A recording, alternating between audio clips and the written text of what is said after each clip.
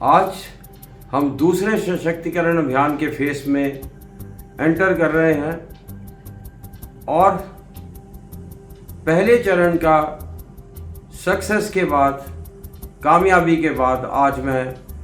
धर्मशाला और हिमाचल प्रदेश के सभी नागरिकों का बहुत बहुत धन्यवाद करता हूं और साथ में उनका स्वागत भी करता हूं दूसरी श्रृंखला में। सशक्तिकरण अभियान के पहले फेस में जो जानकारी हमने नागरिकों के साथ साझा की, उसके परिणाम ये रहे कि सिटीजन्स ने ये महसूस किया कि वो मालिक की भूमिका में है और नौकरशाही ब्यूरोक्रेसी के द्वारा उनको फेल किया जा रहा है। साथ में ही उन्होंने महसूस किया कि हमारी ब्यूरोक्रेसी जब हमको फेल कर रही थी, उस समय हमारे चुने हुए प्रतिनिधि मूक दर्शक बन के बैठे रहे और वो ब्यूरोक्रेसी को कंट्रोल करने में असफल रहे, जिसका नतीजा ये हुआ कि धर्मशाला में हमने स्मार्ट सिटी प्रोजेक्ट को देखा, जहाँ पे 2209 करोड़ रुपया सैंक्शन था और नागरिकों ने बहुत अच्छी स्मार्ट सिटी प्रपोजल बनाई थी। इसके बावजूद नौकरशाही ने जानकारी नहीं होने के कारण, अपनी एरोगेंस के कारण और अपनी इंफॉर्मेशन नहीं होने के कारण, अपने अहंकार के कारण नागरिकों को फेल कर दिया। और जब ब्यूरोक्रेसी नागरिकों को फेल कर रही थी, उस समय धर्मशाला की म्यूनिसिपल कॉरपोरेशन में बैठे हुए लोग, जो कि डायरेक्टली इस प्रोजेक्ट के साथ जुड़े हुए थे, और साथ ही में हमारे विधानसभा में चुने हुए विधायक मूक दर्शक बैठे रहे और उन्होंने इसके ऊपर कोई कार्रवाई नहीं की। इसका मुख्य कारण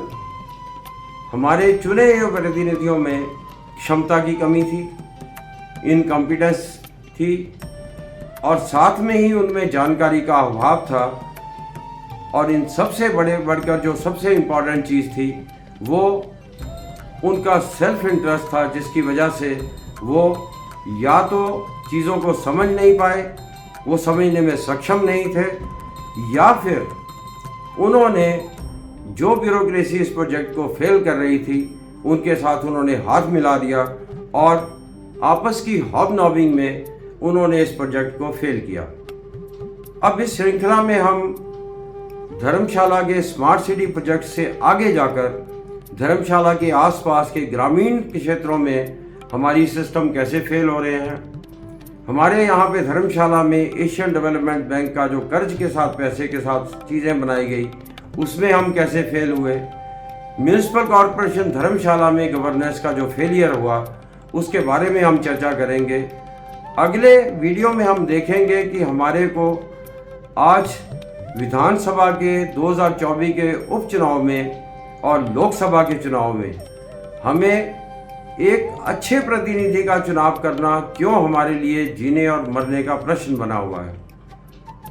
ये हम अगले वीडियो में इसकी चर्चा करेंगे और इसके साथ ही हम इलेक्शन तक हम एक एक फेज के ऊपर जाएंगे, जिसमें हम देखेंगे कि हमारा 5 साल के बाद सरकारें क्यों बदलती हैं, उसमें सरकारों के बदलने को हमारे राजनीतिक लोग और हमारे ब्यूरोक्रेसी के लोग उसमें क्या समझते हैं। उसके बाद हम देखेंगे कि हमारा जो पहले प्रतिनिधि रह चुके हैं और जो नए कैंडिडेट हमारे इलेक्शन में आ रहे हैं, उनमें नागरिकों को कौन कौन सी क्वालिटीज़ देखने की ज़रूरत है, ताकि हमारे नागरिक इस चुनाव में धोखा ना खा सकें। क्योंकि इस चुनाव में अगर धोखा खाएंगे तो अगले 5 साल तक हमारा विकास रुकेगा और आने वाली 2 पीढ़ियाँ उसमें सफ़र करेंगी।